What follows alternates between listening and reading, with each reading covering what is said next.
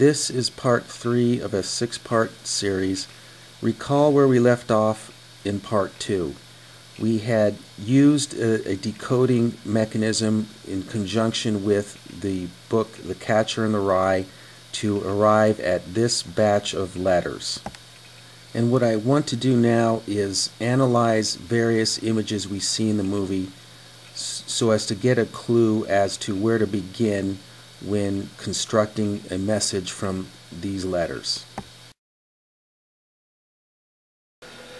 To set the stage for understanding these images, I'd like to play for you the following clip from the movie where Stuart Ullman is giving a tour of the Colorado Lounge. This old place has had an illustrious past. In its heyday, it was one of the stopping places for the jet set, even before anybody knew what a jet set was. We had 4 presidents who stayed here. Lots of movie stars. Royalty? All the best people. It's being made clear to us that the Overlook Hotel is not just any hotel, but it is, or has been, really a playground or a haunt, if you will, of the extremely wealthy, the rich, the famous, the elite of society. This point is really driven home to us in the latter part of the movie, here in this ballroom scene.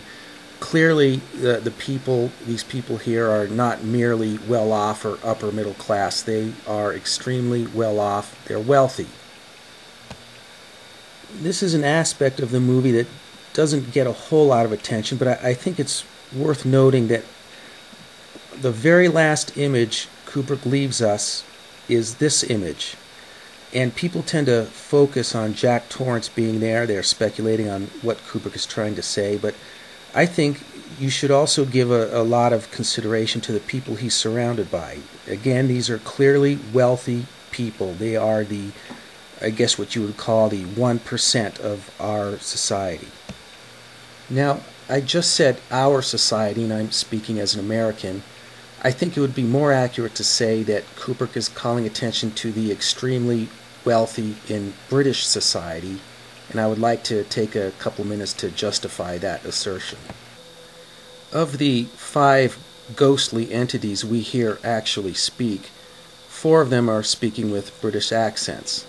These 2 girls here, Delbert Grady, and this fella here with the head wound. The one exception to this rule is Lloyd, the bartender. He's speaking with an American accent. I believe that's intentional and significant, and I will get to him shortly. This preponderance of the British accent is especially striking when you take into consideration that the Overlook Hotel isn't in Britain, it's in Colorado. And if you believe, as I and many other people do, that The Shining is a vehicle for Kubrick to refer to real people and real events, then this should encourage us to focus on the elite of British society. There are, I'm sure, plenty of wealthy people in Britain, but when you're talking about extreme wealth, then there's one group of people that you should probably zero in on or focus on, and that is the Rothschild banking family. And as you can see, this is their family crest. There's a lot of rumor and speculation and scuttlebutt out there on the internet as to exactly how wealthy these people are, and I don't want to go down that rabbit hole. If you want to look into that, you can. I will say that if you do take it upon yourself to do your own research into these people, what you'll find is that there's a lot of credible speculation that they are quite possibly the wealthiest people in the world. And the reason why I'm focusing on these particular people is because I believe that Kubrick is calling attention to them. Focus very closely on the family crest here. What I intend to do starting now is to show you that many of the imagery we see in The Shining is referring to this family crest. Many people have noted the preponderance of imagery concerning horned animals in this movie. Throughout the movie we see pictures of horns, posters, paintings. We see mounted heads of animals with horns. And a lot of people have speculated that this might have something to do with the fable of the Minotaur, but I disagree. I think what Kubrick is doing is he's referring to the horns that we see on the Rothschild family crest. The Rothschild family crest also features white and blue ostrich feathers. Here you can see on the table there is a what looks like a party blower, but it does look a lot like a feather, and it is colored blue. It looks very much like a blue feather. In the ballroom scene, we see that a woman with a white feather in her headband causes Grady to collide into Jack Torrance.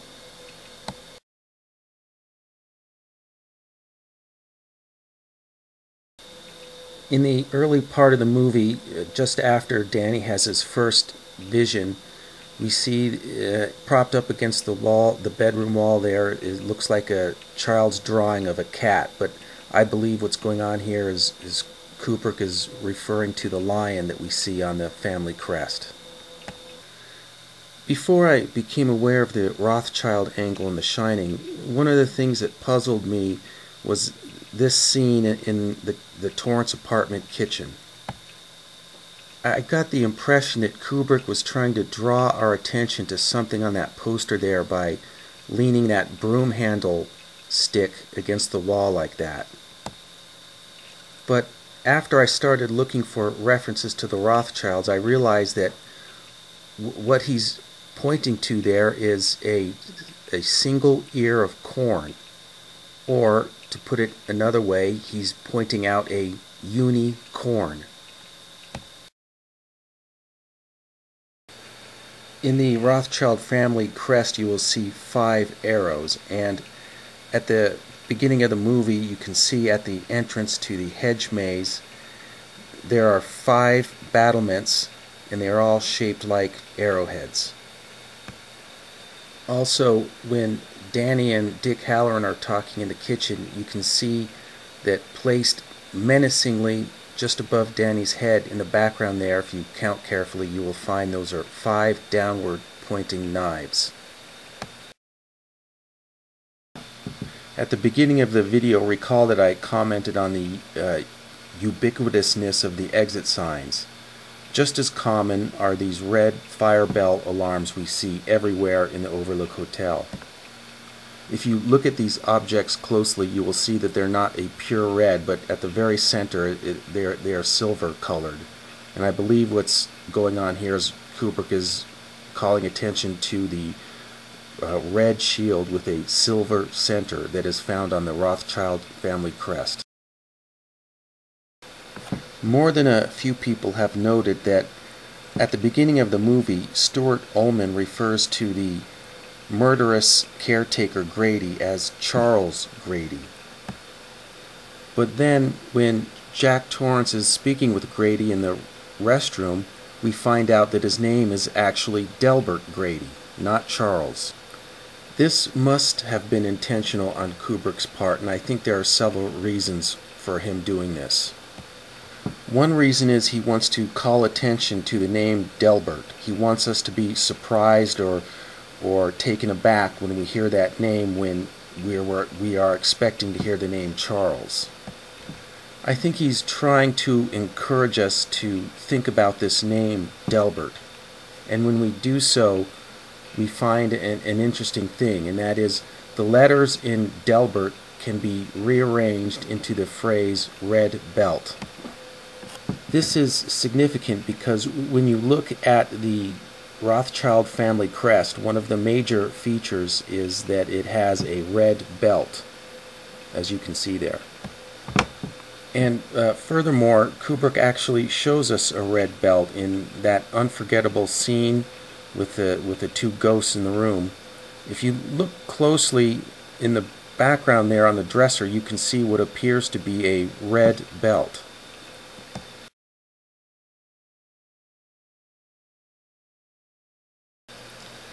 Close observers have noted that when Stuart Ullman first speaks with Jack Torrance, directly behind him you can see what appears to be an eagle.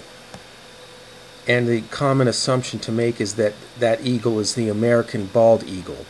And this is based on the fact that, as you can see, Ullman is dressed in red, white, and blue, and on his desk you can see an American flag. I think it's reasonable to look at Stuart Ullman as a metaphorical stand-in for an authority figure, especially considering the fact that the sign outside of his office describes him not merely as a manager, but a general manager. But I don't think this is supposed to be the American bald eagle. Consider the fact that this eagle is a dark brown, and there are no white markings which would indicate that this is supposed to be the bald eagle. I think this eagle is representing the sable eagle, which is found prominently on the Rothschild family crest. If this is the case, and I think it is the case, then I'd like to pause a little bit and reflect on the visual statement Kubrick is making here. By placing the eagle directly behind and slightly above Ullman, Kubrick is making a very striking point here. He's saying that the ultimate authority in the United States isn't people like Ullman, it's the Rothschilds. What he is saying effectively is that the United States isn't a democracy or a republic.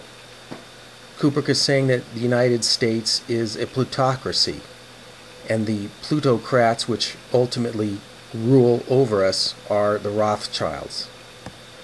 If you think I'm being over the top and hyperbolic here, I would remind you that it is apparently the case that the Rothschilds played a key part in funding the creation and establishment of the Federal Reserve System, and it is also apparently the fact that they are the major shareholders in the most powerful branch of this system, the New York branch. If these assumptions are true, then that would mean the Rothschilds are not only enormously wealthy, but enormously powerful and influential in the political direction our country takes. So after this brief and quick rundown of the various images we've seen in The Shining, what do we do now? Recall that the purpose of this discourse was to come up with some sort of strategy or clue as to what to do with this bunch of letters that we have. And the key point here I want to make is this. When you look at the family crest and the imagery we've been looking at, you can see that we have checked off every major aspect of this crest except for one, and that is the family motto there at the bottom, Concordia Integritas Industria, which is Latin for harmony, integrity, industry. Considering the fact that much of the imagery that we've seen up to this point is relating to this family crest, then it's reasonable to speculate that this family motto will be included in this group of letters that we have. With that in mind, what I've done is I've broken down the motto into its individual letters, as you can see on the far right there, to compare the letters we will need for this motto with the letters that we have in the table 2. As you can see, it appears that we do have the necessary letters. So what I'm going to do is I'm going to take the letters from this table and I'm going to use them to create the family motto and see where we stand. And just briefly, I want to describe how I intend to go about this. I'm going to give priority to the solid letters. And if there are no solid letters, then I'm going to use a marginal letter, and I will use a questionable letter only if absolutely necessary. Recall that my attitude towards questionable letters is that it's not clear if they're meant to be used or not, so I only want to use them if it's absolutely necessary. For the table at the top of the slide here, you can see there are 3 rows. The top row is simply the family motto. The middle row are composed of letters which have come from table 2, and you can, and the third row there describes which column from table 2 that letter is taken from. And the table on the bottom, you can see that what I've done is I've colored with a light red the letters which were used for the family motto. Looking at the table at the top, you can see that the vast majority of letters that were used were either solid letters or marginal letters, and that's good. That's a positive sign. We did have to use a questionable U, which may or may not be an issue, but a real issue is we don't have the letter S for Industria there, as you can see. This is definitely a problem, but I'll just ask you to be patient with me for now. It turns out that Kubrick gives us a way to deal with missing letters. At this point, I want to turn my attention to the previous table, table 4. As you can see, we still have a lot of letters left. And what I want to do right now is to focus on what to do with these remaining letters. As was the case for zeroing in on the family motto, we're going to have to take another short discourse through the imagery in the movie to get a clue as to what to do with these letters. So this is the end of part 3. Coming up in part 4 will be more analysis along the lines of what we have just done to get some indication as to what to do with the remaining letters.